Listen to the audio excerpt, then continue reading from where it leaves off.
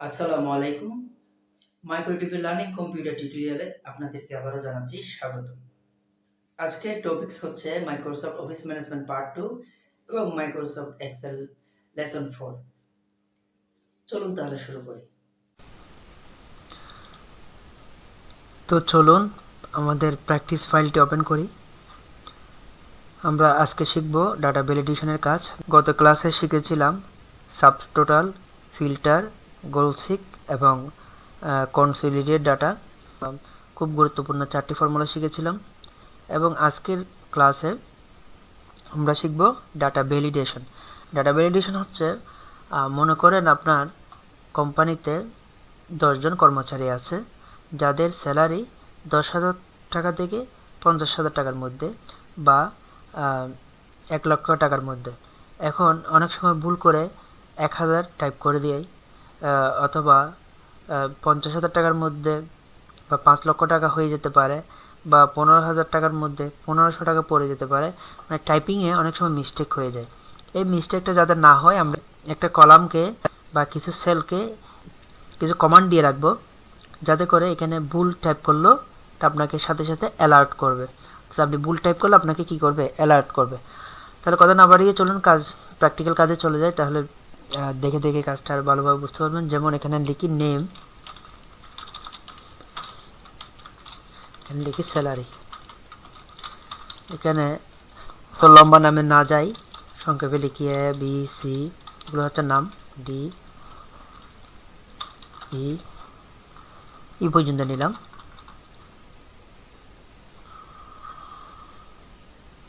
Border করে দিই। এখন B2 থেকে B6 এই সেলগুলো সিলেক্ট করে দেব। এখানে মনে করেন আরও যদি 30 জন থাকে, এখানে আরও 30টি সেল থেকে আপনি পুরো কলামটাই সিলেক্ট করে দেবেন, অর্থাৎ স্যালারিটা রেখে বাকিটা পুরোটা সিলেক্ট করে দেবেন, যতটুকু থাকে ততটুকু। তো আমাদের এখানে যে 5 জন আছে, আমরা 5 জনেরটা করব।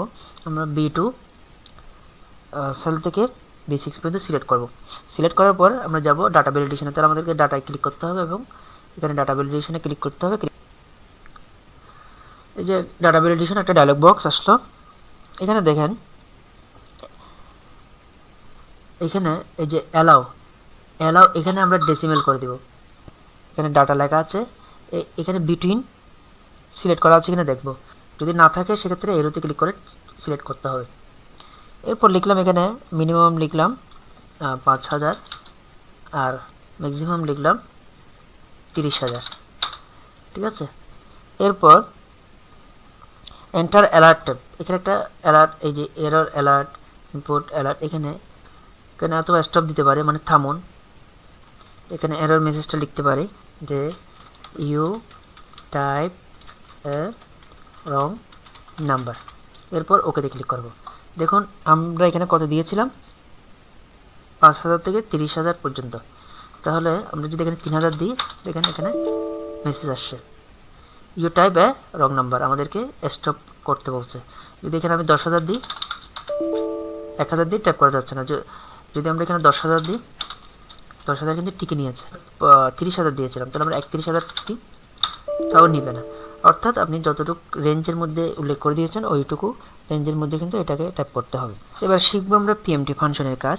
পিএমটি ফাংশনের কাজ হচ্ছে পেমেন্ট। পিএমটি মানে হচ্ছে পেমেন্ট সিস্টেম, কীভাবে পেমেন্ট করতে হয়, পেমেন্টের হিসাবটা বের করতে হয়, কীভাবে কিস্তির টাকা হিসাব করতে হয়। এভাবে A1-এ লিখি ইন্টারেস্ট রেট,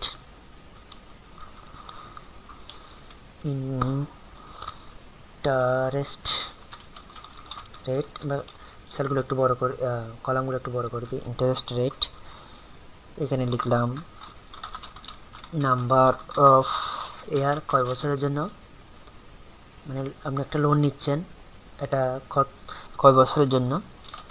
লোন অ্যামাউন্ট মনে করেন এখানে লিখলাম 8%, লিখলাম 5 বছরের জন্য। আর এখানে লিখলাম লোন অ্যামাউন্ট হচ্ছে 15,000 টাকা, 1,50,000 টাকা। তো আমরা এখানে বের করব, যদি আমি 1,50,000 টাকা লোন নিই 8% ইন্টারেস্ট রেটে 5 বছরের জন্য, তাহলে আমাকে মান্থলি কত টাকা পেমেন্ট করতে হবে। তাহলে আমাকে এখানে লিখতে হবে মান্থলি পেমেন্ট।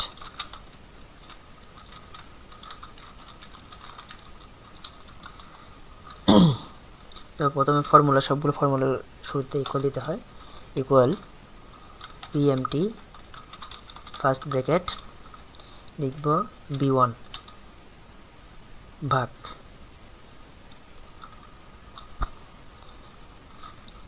12 কমা B2 ইন্টু 12। যারা অ্যাকাউন্টিং পারেন তারা অবশ্যই বিষয়টা খুব দ্রুত বুঝতে পারবেন। আমি তারপরে বুঝিয়ে দিচ্ছি, প্রবলেম নাই। কেন আগে আপনাকে ফর্মুলাটা বুঝতে হবে। পেমেন্ট মেথড, অর্থাৎ আপনি 1.5 লক্ষ টাকা লোন নিয়েছেন, 1.5 লক্ষ টাকা আপনাকে 8% হারে সুদ সহ পেমেন্ট করতে হবে। তাহলে আপনাকে মান্থলি কত টাকা পেমেন্ট করতে হবে?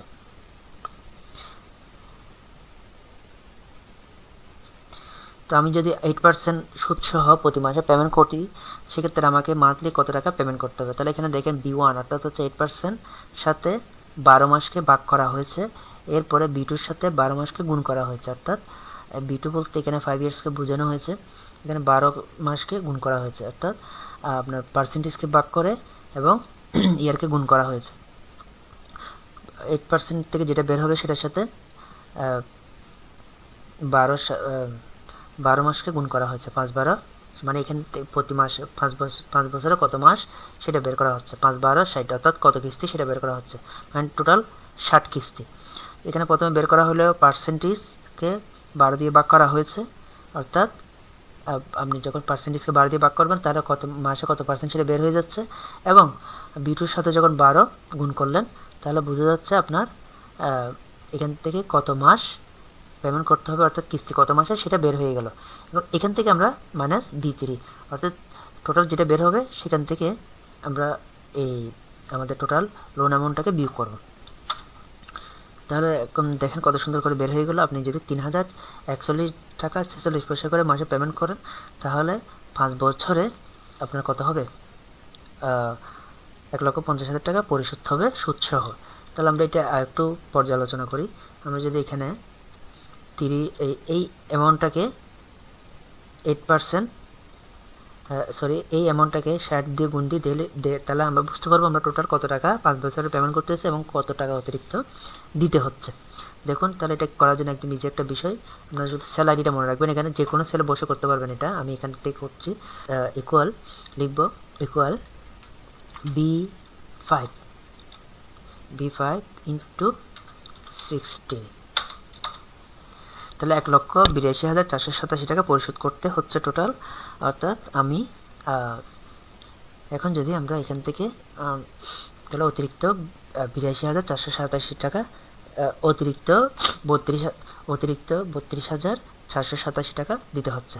এটা কত টাকা অতিরিক্ত দিতে হচ্ছে সেটা আমরা আগের ফর্মুলাটা ইউজ করে বের করে ফেলতে পারবো। Equal B7 minus B3। দেখেন কত সুন্দর করে বের করে ফেললাম। B7 মানে হচ্ছে এটা, এই যে এটা কত টাকা পেমেন্ট করলাম টোটাল, আর B3 হচ্ছে কত টাকা লোন নিয়েছিলাম। এটা দিলে বের হয়ে যাবে আমি টোটাল অতিরিক্ত কত টাকা পেমেন্ট করছে। তাহলে টোটাল পেমেন্ট, আর এটা হবে ইন্টারেস্ট। ঠিক আছে, তাহলে আমরা বের করে ফেললাম পিএমটি ফাংশন দিয়ে।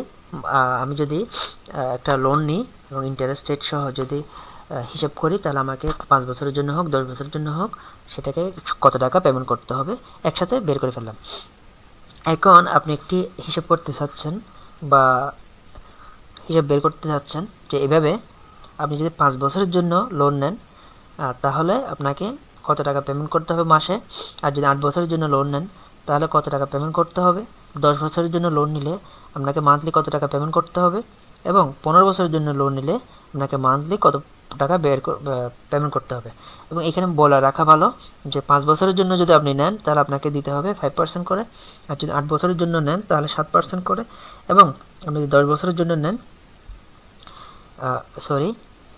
এখানে বলে রাখা ভালো আপনি 5 বছরের জন্য যদি লোন নেন 5% হলে কত আসবে, 7% হলে কত আসবে, 8% হলে কত আসবে, এভাবে করে আমরা 15% পর্যন্ত বের করব। তাহলে চলুন আমরা আরেকটা শিট নিয়ে কাজটা করি, অথবা আমরা এই শিটও করতে পারি। এখানে আমরা এইগুলো ডিলিট করে দিই, এখানেই করি কাজটা। যেমন এখানে মান্থলি পেমেন্ট যেটা বের করলাম, এটা সূত্রটা এখানে লিখব।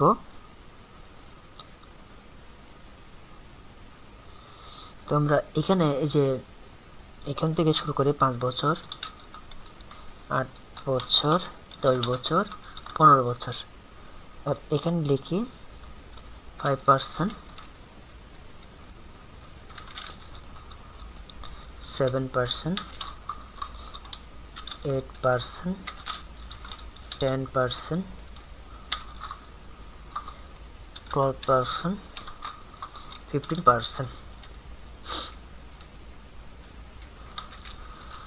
এখন দেখুন এখানে একদম ইজি একটা বিষয়, সেটা হচ্ছে আমার যদি মান্থলি পেমেন্ট 5%, 8% 5 বছরের জন্য যদি হয়, তাহলে আমি মান্থলি 3041 টাকা দিলে হয়ে যাচ্ছে। যদি আমি 5 বছরের জন্য 5% নিই, তাহলে আমাকে কত টাকা পেমেন্ট করতে হবে? যদি আমি 8 বছরের জন্য 7% নিই, আমাকে কত পেমেন্ট করতে হবে? আমি যদি 10 বছরের জন্য 5% নিলে কত পেমেন্ট করতে হবে? 8% নিলে কত বের করতে হবে? এইভাবে করে আমরা টোটাল হিসেবটা বের করবো। তাহলে আমাকে কী করতে হবে? 6, এই যে এখান থেকে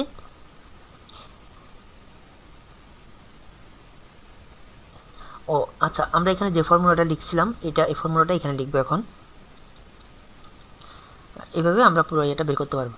তো আমরা এখানে ফর্মুলাটা এখানে লিখি, equal PMT first bracket B1 ভাগ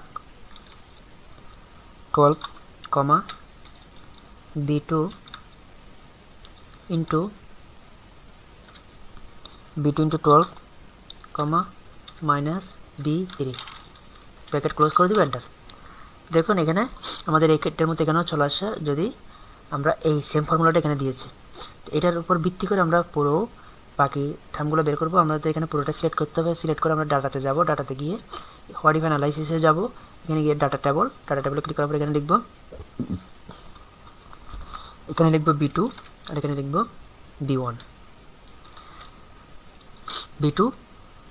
B1, ওকে।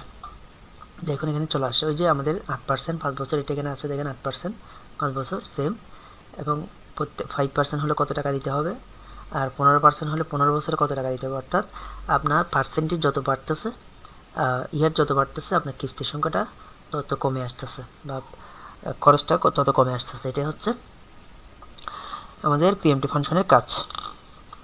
তো বন্ধুরা, এবার আমরা নতুন আরেকটা শিট নিই এবং ব্যাংকের নর্মাল ইন্টারেস্ট রেটের একটা শিট বের করি, একটা নর্মাল ইন্টারেস্ট রেট বের করি।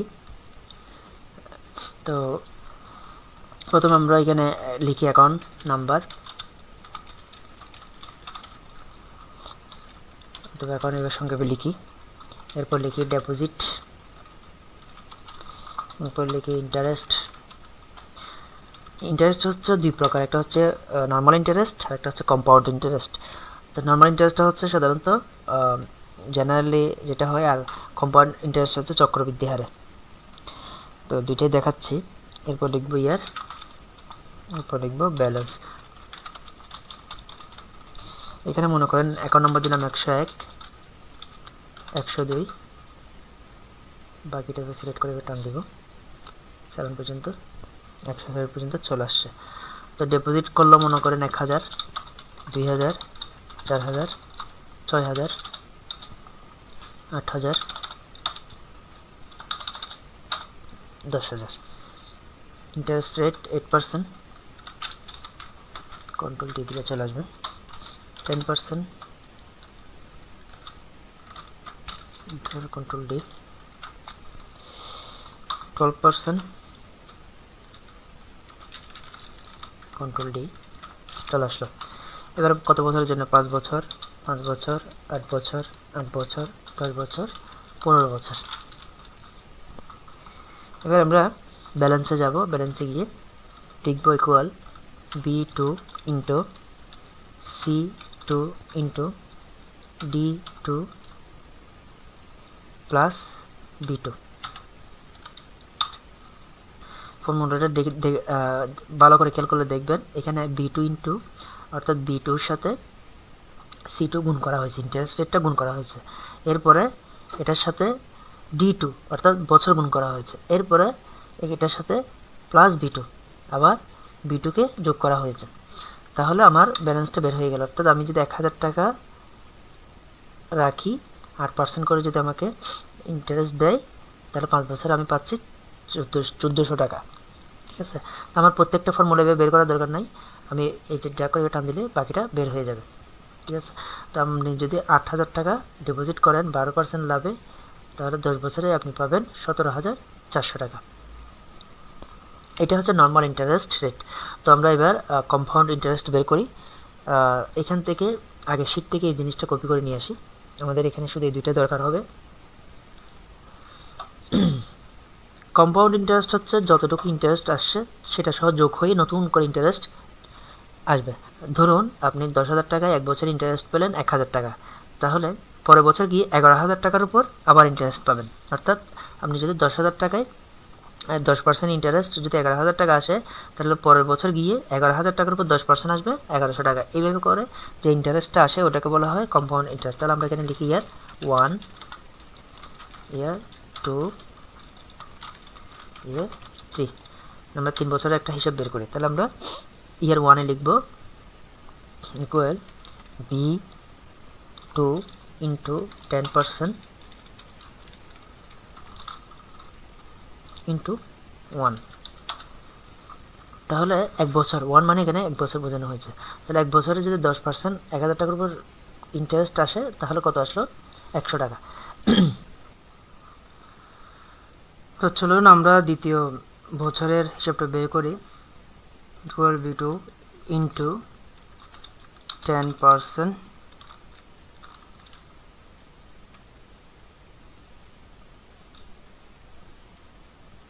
into 2 plus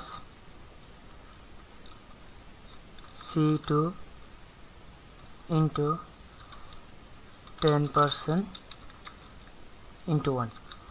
অর্থাৎ এখানে দ্বিতীয়ের সূত্রটা লেখার পর এটার সাথে প্রথমে একটা যোগ হবে।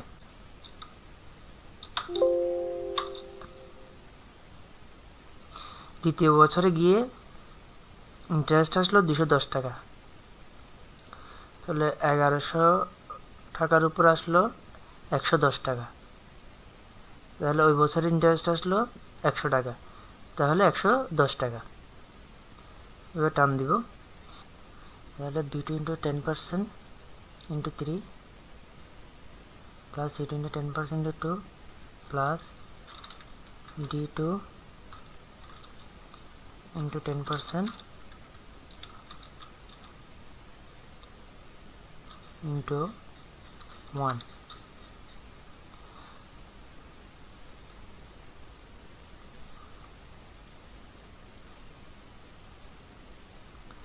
তাহলে টোটাল আসলো 341 টাকা। এটা হচ্ছে কম্পাউন্ড ইন্টারেস্ট রেটের সিস্টেম।